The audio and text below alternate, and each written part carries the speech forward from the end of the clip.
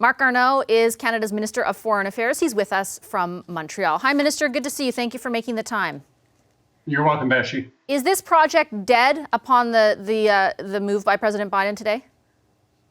Well, let me just say that we have clearly supported it from the beginning, and the Prime Minister has spoken to President Biden about it when he called him in November. We think it's good for Canada and for the United States. Having said that, all indications are that President Biden is going to keep his campaign pledge, and he's going to rescind the permit. And we understand that. We respect that, in fact, and we will, of course, be there for the people of Alberta. So this is something that we'll wait to see what happens, and it is a promise that he did make to the American people. So do you, from your perspective, is this the final decision? Like there's no recourse for your government? We're going to work with the United States, and we're very optimistic about our relationship with the new administration, whether it's trade, security, multilateralism, climate change. Also, energy security is a file that has existed between Canada and the United States. We are their biggest energy supplier. We are a very reliable one. So that one is never really off the table. Respectfully, that didn't answer the question, though. Is this, from your perspective, a final decision? Is the project dead? The president, if he in fact signs that executive order, is rescinding the permit. So that is something that may happen. So that is a final decision. If he does do that, and I should say for our audience, it is expected to happen any minute. The campaign, the administration has said they are going to do that. It would be shocking if they didn't at this point. So it is like, I just want to get a sense from you, KXL is over once this decision happens.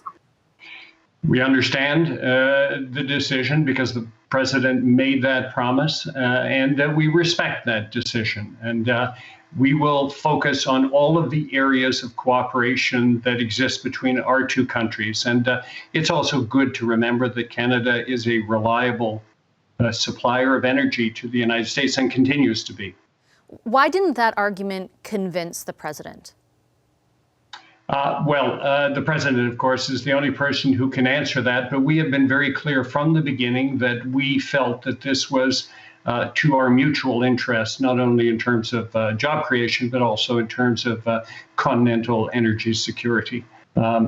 The president-elect did make a campaign pledge, and all indications are that he will follow through on this. The Premier of Alberta, in a press conference a couple of days ago, said he was making some consultations to see if there was legal recourse. That is, under NAFTA, could the government of Alberta or the government of Canada sue the administration for compensation because this is a retroactive cancellation? Is your government supportive of taking legal action? We're not going to comment at this point on what might or might not happen. I think we have explained, as I've just explained to you, how we view the Keystone pipeline, and we understand and respect the decision of the U.S. administration. So you won't say whether or not you would consider, the government would consider any legal action? And I ask because this is kind of unique, right? It's a pipeline that's already under construction. 1,000 people had jobs over the 2020 construction season because of it. It's being retroactively canceled after construction started. And the point I think the Premier was making was we might be able to sue for compensation under NAFTA. Is that even under consideration by your government? And the point that I want to make with you, Vashi, is that we are beginning our relationship with the new administration. There are an enormous number of areas where we share very strong and common interests, and we will work with the U.S. administration. Sometimes there will be differences in terms of how we move forward, and that exists in any bilateral relationship. But at this point, we're eager to begin our relationship with the United States. So is that a no? You're not considering pursuing legal action because of the relationship you just described and what you want to pursue? We're going to be focusing on all of the areas of commonality, which include also, by the way, climate change. President Biden has a very strong view with respect to climate change, which, of course, we've made our position as a government very clear. So there's a lot of potential areas of cooperation. The first one, of course, being working together to defeat COVID, and of course, continuing our very strong trade and security work together. And we want to build a very positive relationship with the new administration under President Biden. And I respectfully, I take your point on all of that, but you're not addressing the substance of my question. Does that mean, what you just laid out, that you would not, as a government, consider pursuing legal action on the KXL decision? We are going to focus on all of the areas of cooperation. And when you develop a relationship with somebody, you take into consideration everything. And there are going to be areas where we have differences of opinion. I'll leave it at that. But why won't you answer yes or no if you'll consider it? It's a simple question. I'm only asking because the Premier has put it forth as a suggestion. If it's not something you're going to pursue, is that what you're trying to say? I can't speculate on any hypothetical that may be or may not be taken by the government of Alberta. So at this point, what I am eager to do is to work with this new administration. What our government is eager to do is to work with the new U.S. administration on all of the areas, and recognizing the fact that sometimes there will be differences of opinion. Right. And just to be clear, the question wasn't about whether or not Alberta will do it. It's whether or not your government will consider it. But let me move on, because I have one final area to ask you about. Your new counterpart faced confirmations yesterday in the U.S. Senate. And he was asked a question you and I have discussed previously, and that is whether or not what's happening to the Uyghur minority in China constitutes genocide. Just before he testified before the Senate in that hearing, the person he's replacing, Mike Pompeo, said it did constitute genocide. And the new Secretary of State, to be, once confirmed, said the same thing. He said, what is happening to the Uyghurs does constitute genocide.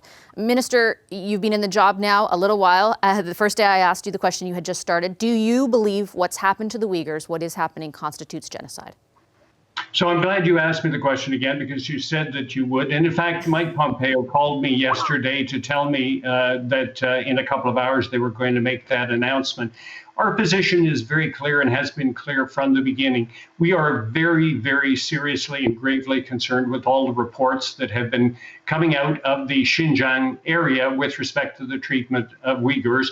And we are going to look at the evidence, the new evidence that Secretary Pompeo, or then Secretary Pompeo, said was the basis for their determination and decision. At the same time, we have said from the beginning that we feel that China should allow the High Commissioner for Human Rights of the United Nations to enter into China and to examine the situation there. We believe an independent, impartial, international body should be allowed full access to the region to verify whether the allegations that have been brought out, which are very serious allegations with respect to mistreatment and forced labor camps and excessive surveillance and displacements and everything else, whether there is any, what the evidence indicates. And so we will continue to advocate for an international body to determine that, and we hope that China is going to allow that to happen. So just to be clear,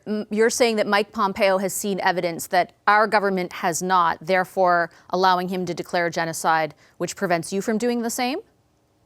He indicated that there was additional information, and we said we would look at that information. And so once you look at that, might you make a different determination? Like, I guess I'm asking why what's in front of you so far isn't enough. For example, I don't imagine that the incoming Secretary of State has seen the exact same evidence, or maybe he has, maybe you know differently. Well, it may be evidence we're already aware of, which will not change our position with respect to the need for an international, impartial, independent body of experts to go in and verify the allegations that have been made, which are very, very powerful allegations. So make no mistake about it, we're gravely concerned. But without that verification, you are unwilling to say that what has happened so far constitutes genocide. Is that accurate? We believe that the Chinese government should allow that access to make that independent verification to unequivocally, in a very public manner, indicate whether or not those allegations are actually proven allegations. And you won't do it before that, correct? We believe, well, we're going to look at the additional evidence that will be provided to us by the U.S. State Department, but we're not going to prejudge what that evidence is. Okay, Minister, I'll leave it there. I do appreciate your time as always. Thank you. You're welcome. And I'm joined right now by James Blanchard. He was the U.S. ambassador to Canada from 1993 to 1996. Prior to that, he served 2 terms as the governor of Michigan. He attended the inauguration today. He joins us now. Hello, Ambassador. Good to see you. Well, good evening. Happy New Year. Same to you. Tell me a bit about what today was like for you. What was it like to attend? Well, it was really exciting. I've known Joe Biden for 46 years. He actually campaigned for me when I was in Congress, United States Congress. I've worked with him over the years on autos, on Great Lakes, a lot of different things. It was really exciting. He gave, I thought, a very inspirational speech. It was unusual because there were like 1,500 of us there, socially distanced. I've been to 12 inaugurations, and usually there are hundreds of thousands. So that was very unusual. But everybody was in a great mood, and we're looking forward, including a good relationship with Canada. I heard part of your interview with Bruce Heyman as well, and I know people are upset, or many are upset about Keystone, but there are a whole range of issues that we're going to be working on, and I hope it'll be a positive. I expect it will be a very positive relationship. I want to ask you about all those aspects, but let me just get your take as well on Keystone. How should Canada interpret that it was part of this very initial group of executive orders signed, that it was clearly such a priority for the president that it happened on day one? Should we take it as an insult?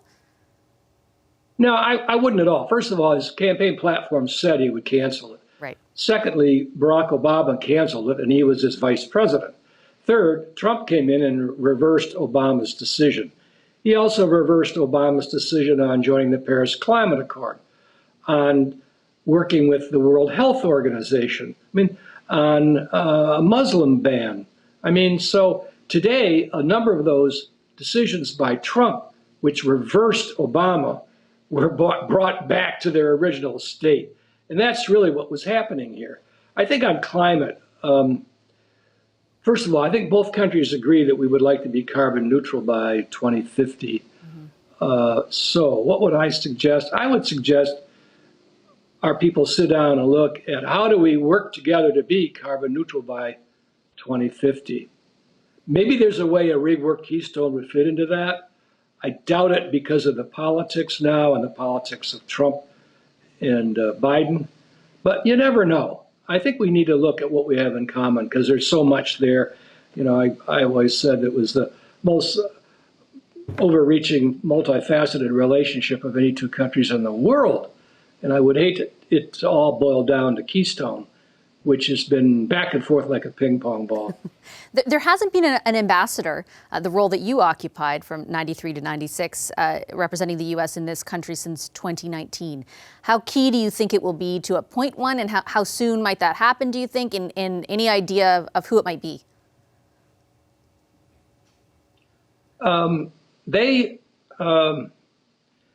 The Biden people say they're going to start appointing ambassadors in February, or at least making decisions.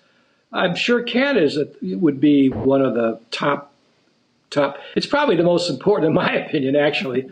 And it's one of the top appointments, along with the UK, France, Japan, Mexico. Those are our busiest embassies, actually.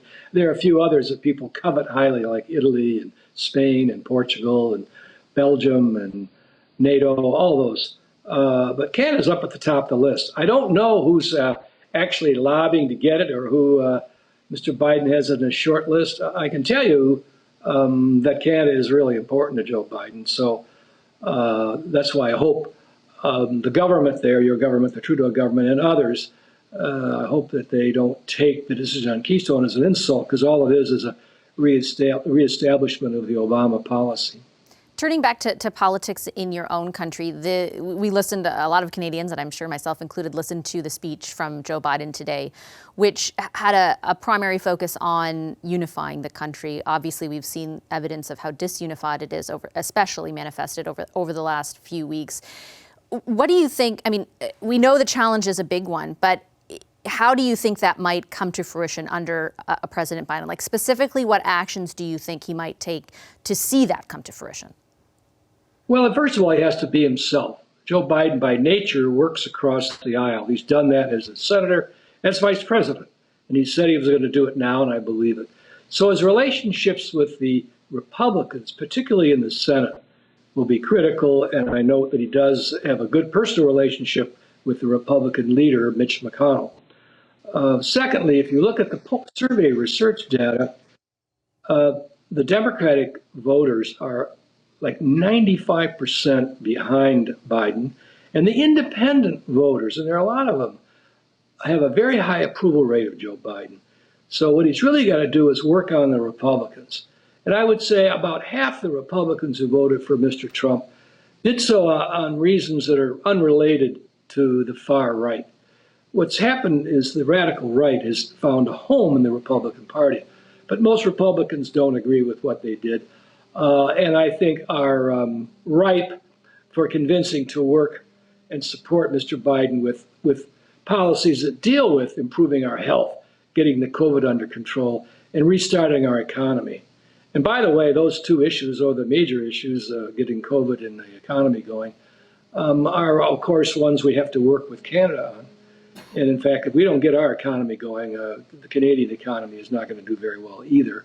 We both have to get COVID under control and eventually have our borders opened up so we can move back and forth as normal human beings, not just for business purposes, but for cultural and family purposes. Okay, Ambassador, I'll leave it there. I do appreciate your time and your insights. Thank you.